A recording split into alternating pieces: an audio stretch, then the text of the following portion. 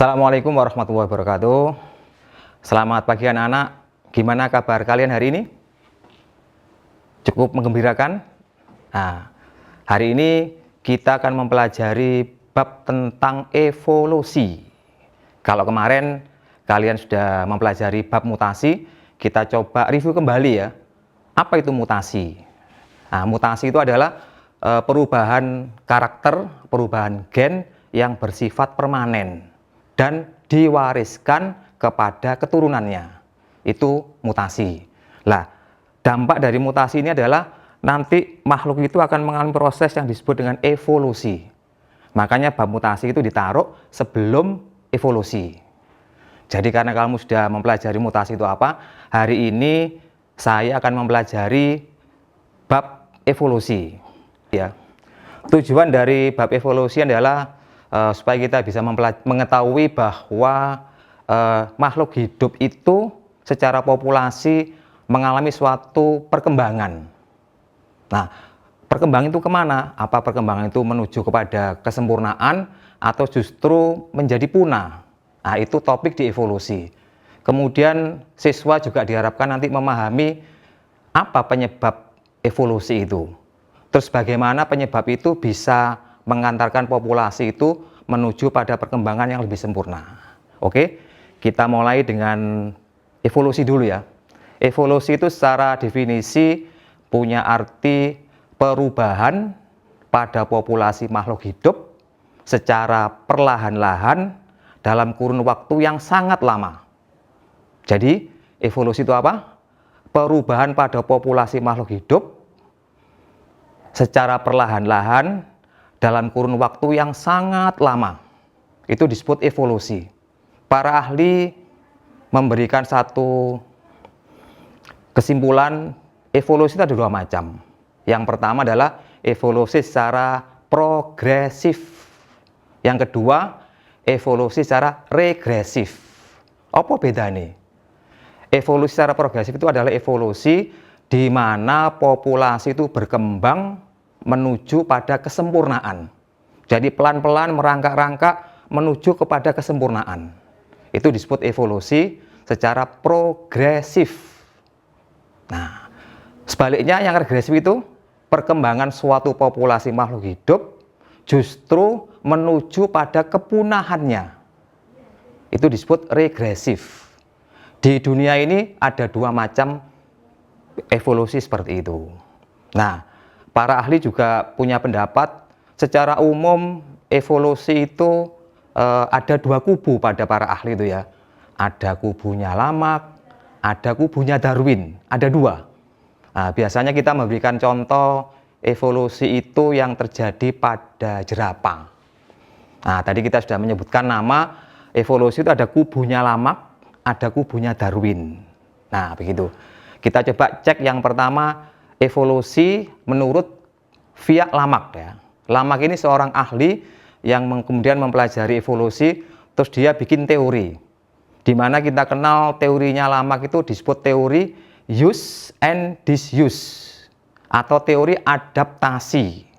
Jadi maksudnya adalah bahwa evolusi atau perubahan pada populasi makhluk hidup itu terjadi akibat adaptasi terhadap lingkungannya. Nah, itu menurut Lamarck.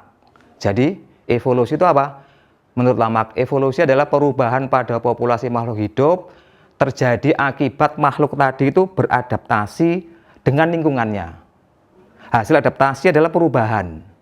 Nah, perubahan ini menurut Lamarck diwariskan kepada keturunannya.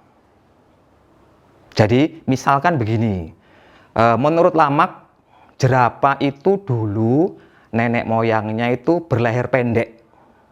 Kemudian karena dia itu menggemari, menyukai daun-daun yang enak ya, di pohon-pohon yang lebih tinggi, maka jerapah ini mencoba menjulurkan lehernya. Pelan tapi pasti. Menjulur sekali, dua kali, tiga kali, lama-lama modot, bertambah panjang. Nah, pertambahan panjang ini kemudian diwariskan pada keturunannya. Sehingga dari generasi ke generasi, jerapah ini lehernya semakin panjang. Sampai kita lihat sekarang ini semua jerapah di dunia ini lehernya panjang semuanya. Jadi kalau kita simpulkan berdasarkan pola pikirnya Lamarck, asal usulnya jerapah berleher panjang ini apa? Dari nenek moyang jerapah dulu yang berleher pendek. Lah kok bisa jadi panjang? Itu beradaptasi dia, pelan-pelan tapi pasti. Kemudian hasil adaptasinya ini, hasil perubahannya ini diwariskan pada keturunannya. Itu konsep yang ditawarkan oleh Lamarck. Disebut teori adaptasi. Jadi maksudnya perubahan pada populasi ya, akibat adaptasi terhadap lingkungan tuh diwariskan. Terus yang kedua, tadi kita juga dengar bahwa evolusi itu juga ada kubu dari pihak Darwin. Darwin ini tokoh yang luar biasa. Menurut Michael Hirshhart yang mengarang buku 100 tokoh paling berpengaruh di dunia, dia menempatkan Darwin pada urutan ke-16 setelah Nabi Musa, sebelum Kaisar Qin Shi Huang dari Cina. Di mana kita bisa baca buku itu, di situ dituliskan bahwa Nabi Muhammad itu urutan nomor 1. Darwin ini nomor 16. Sementara berikutnya sampai 100. Nah, kita bisa melihat betapa kuatnya pengaruh Darwin pada perkembangan umat manusia lewat teori evolusinya. Nah, sekarang kita coba ya. Menurut Darwin, evolusi itu terjadi melalui seleksi alam. Apa itu seleksi alam? Seleksi alam adalah seleksi pemilihan. Alam itu lingkungan. Jadi maksudnya Darwin, seleksi alam itu adalah alam ini melakukan proses seleksi, memilih siapa-siapa yang berhak hidup terus, siapa-siapa yang tidak layak hidup sehingga harus musnah. Yang hidup terus itu nanti akan menjalani evolusi secara progresif, terus berkembang. Sementara yang tidak layak hidup menurut lingkungan, menurut alam, dia akan mengalami evolusi secara regresif, akan menjadi punah. Kita ambil contoh yang sama pada kasusnya Lamarck tadi ya. Tadi Lamarck menggunakan contoh apa? Jerapah. Jerapah itu menurut Lamarck dulu nenek moyangnya cuma satu macam, yaitu berleher pendek ya. Kemudian lewat proses adaptasi yang berlangsung secara perlahan-lahan dalam kurun waktu yang sangat lama, itu berubah menjadi jerapah berleher panjang. Ini teori ya, pendapatnya Pak Lamarck. Kita cek pendapatnya Darwin. Menurut Darwin, nenek moyang jerapah itu bukan satu macam ya, tapi ada beberapa. Gampangannya ada yang pendek, ada yang panjang. Jadi bervariasi. Bahkan mungkin ada yang setengah pendek, setengah panjang, seperempat pendek, seperempat panjang. Jadi bervariasi sekali. Nah, kemudian terjadilah proses seleksi alam. Nah, katakanlah ada jenis makanan yang hanya cocok untuk jerapah yang berleher panjang aja. Maka akibatnya ini alam kemudian menyeleksi ya, siapa-siapa yang layak untuk terus progresif ya. Sebaliknya yang tidak layak akan mengalami kepunahan. Maka kemudian terjadilah proses seleksi, jerapah yang berleher pendek minggir, musnah. Jerapah yang berleher panjang tetap bertahan sampai sekarang. Apa proses evolusi ini berakhir dengan terbentuknya jerapah berleher panjang ini? Kita nggak tahu juga ya. Apakah ini sudah selesai apa belum? Karena ini terus berkembang ya. Nah, tampaknya para ahli ini cenderung sebagian besar itu memilih atau lebih cocok dengan konsepnya Darwin. Karena konsep ini kemudian bisa diaplikasikan pada seluruh bidang-bidang ya. Misalkan begini, bahwa variasi itu sebuah keharusan. Jadi semua makhluk di dunia ini bervariasi, beraneka ragam. Mungkin dari faktor jenis kelamin, ada laki ada perempuan.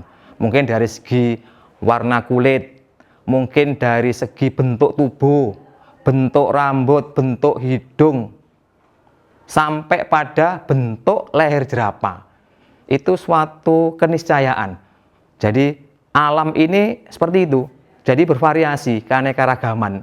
Nah, untuk tetap bisa bertahan, maka ada mekanisme atau cara gimana? Yaitu melalui seleksi alam.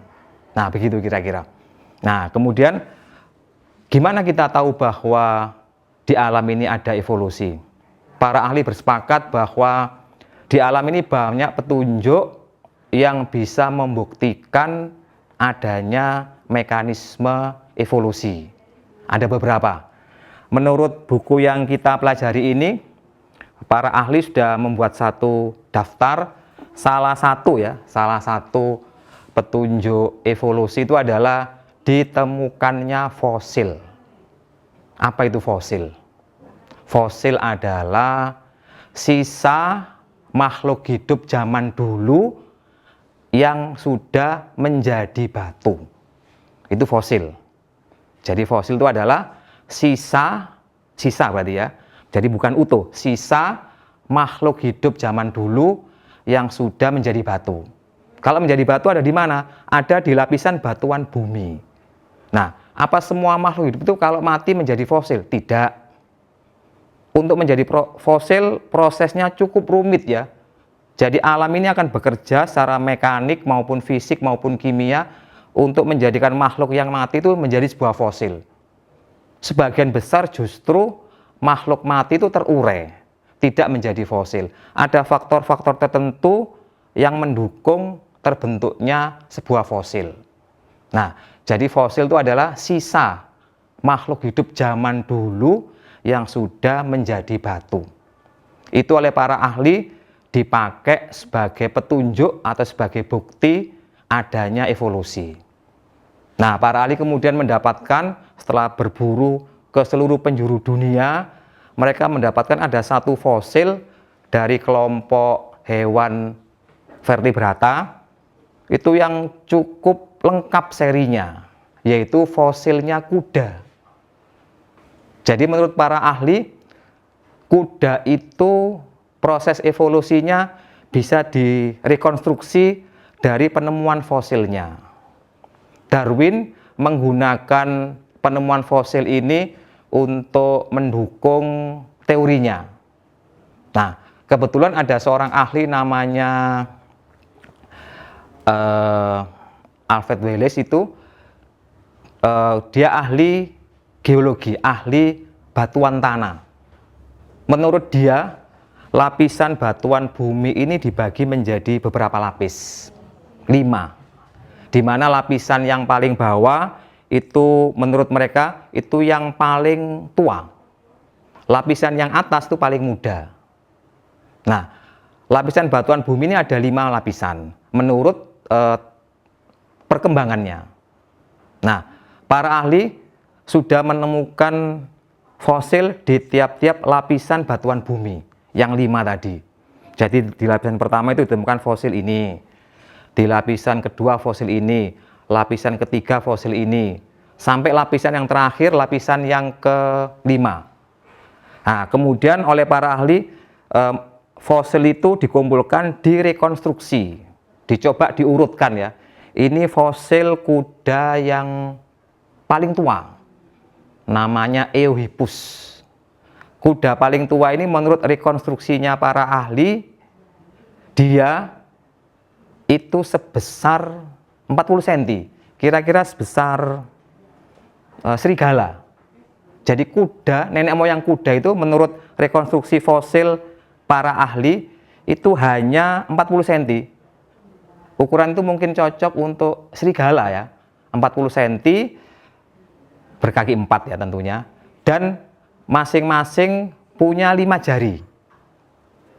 Jadi kuda pertama, Eohippus atau Hyracotherium itu ukuran tubuhnya, tinggi badannya tertinggi itu 40 cm, sebesar serigala. Dan jari kakinya masing-masing pada kaki itu 5. Nah itu. Kemudian kuda berikutnya ukurannya bertambah tinggi, 50-60 cm. Jumlah jarinya pada masing-masing kaki berkurang. Yang semula nenek moyangnya berjari 5, ini berkurang menjadi berjari 4. Pada berikutnya lagi disusun lagi ternyata berkaki 3. Sampai pada kuda yang terakhir yaitu Equus caballus. Itu kuda tingginya itu 160 cm. Ya mungkin seperti kuda zaman sekarang. Nah, tingginya 160 cm. Berapa jumlah jari pada masing-masing kakinya? Tinggal 1. Nah, dengan rekonstruksi seperti ini, setelah direkonstruksi ya disusun ulang, dibuatkan lukisan gambar ya, sehingga terbentuklah suatu diagram ya, suatu gambar urut ya. Kuda pertama, kuda berikutnya itu sampai menjadi kuda sekarang itu orang bisa melihat bahwa oh berarti ini ada suatu perubahan dari segi fisiknya. Yang semula tingginya hanya 40 cm berkembang sekian lama, sekian juta tahun menjadi 160 cm.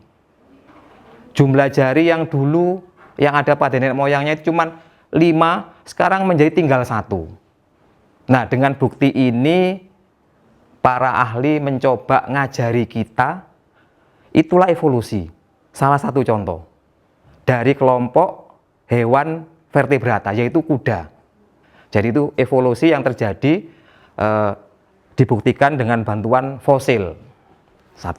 Terus yang kedua ada lagi bukti evolusi dari ini. Perkembangan embrio yang disebut dengan perbandingan embrio, yang disebut dengan embriologi perbandingan. Semua makhluk ya di kelompok vertebrata, entah itu Pisces, entah itu amfibi, reptil, aves, bahkan mamalia, itu punya bentuk perkembangan embrio yang sama semuanya. Seperti yang kita pelajari di kelas 11 kemarin, bahwa sigot untuk tumbuh jadi embrio itu kan butuh tahapan ya. Masih ingat tahapannya ya? Ada 3. Tahapan morula, blastula, gastrula. Nah, pada semua makhluk kelompok vertebrata ini tahapan itu sama. Jadi ikan itu akan mengalami perkembangan sigot, morula, blastula, gastrula. Kemudian reptil itu juga begitu. Ada tahapan morula, blastula, gastrula. Mamalia pun sama. Nah, apa hikmah di balik ini? Para ahli mencoba menyimpulkan bahwa kalau ada persamaan ya pada perkembangan embrio ini, tentunya persamaan ini tidak sekedar persamaan ya, pasti ada artinya. Apa artinya? Kalau kita punya kesamaan, misalkan kalian dengan seseorang punya persamaan, mungkin persamaan golongan darah, persamaan warna kulit, persamaan bentuk wajah, persamaan dari segi karakter. Salah satu kesimpulan yang bisa ditarik dari bukti-bukti persamaan ini adalah bahwa kesamaan itu menunjukkan adanya kekerabatan. Jadi kesamaan itu menunjukkan adanya kekerabatan. Jadi kalau kita terapkan pada kelompok hewan vertebrata, tentunya kita bisa menyimpulkan ya bahwa ikan, Pisces, amfibi, reptil, aves sampai mamalia ini punya kekerabatan. Artinya kemungkinan mereka ini berasal dari nenek moyang yang sama. Jadi para ahli menduga kuat adanya persamaan ini menunjukkan ya atau menggiring kita untuk menyimpulkan bahwa mereka ini punya nenek moyang yang sama. Lah kok kemudian menjadi berbeda-beda? Ada yang menjadi Pisces, ada yang menjadi amfibi, reptil. Nah, itulah yang kemudian kita sebut dengan proses atau peristiwa evolusi. Perubahan pada populasi makhluk hidup secara perlahan-lahan dalam kurun waktu yang sangat lama. Sampai makhluknya sendiri itu tidak merasa dia berubah. Yang tahu itu para ahli yang ngamati. Itulah yang disebut dengan evolusi. Nah, tadi kita sudah sampaikan bahwa menurut Darwin, evolusi itu terjadi melalui seleksi alam. Begitu. Nah, seleksi alam ini bekerjanya pada apa? Tentunya namanya seleksi, pemilihan, itu harus ada yang dipilih. Nah, yang dipilih ini harus dalam bentuk bervariasi, beraneka ragam. Makanya teori seleksi alam itu mengharuskan adanya variasi dalam suatu populasi. Nah, kalian di kelas ini kan bervariasi. Dari segi mungkin tinggi badan bervariasi. Dari segi warna kulit bervariasi. Bahkan dari segi mentalitas, kecerdasan pun kalian bervariasi.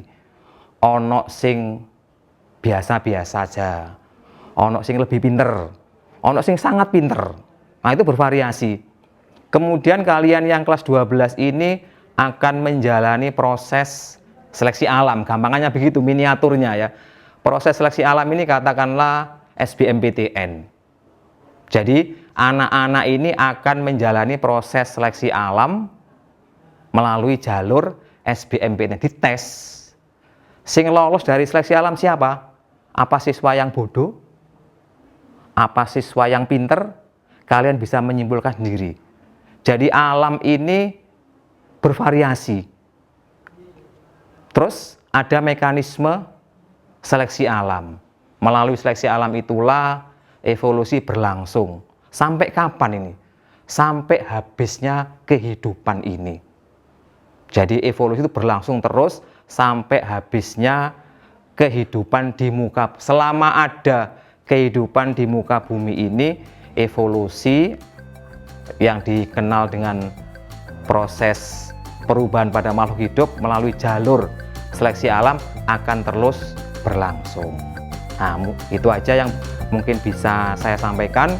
Mudah-mudahan kita bisa terpicu ya ke depan untuk menggali lebih dalam lagi evolusi itu sampai seberapa jauh itu bisa kita kembangkan, sampai seberapa dalam itu bisa kita lalui. Nah, itu aja dari saya akhiri. Assalamualaikum warahmatullahi wabarakatuh.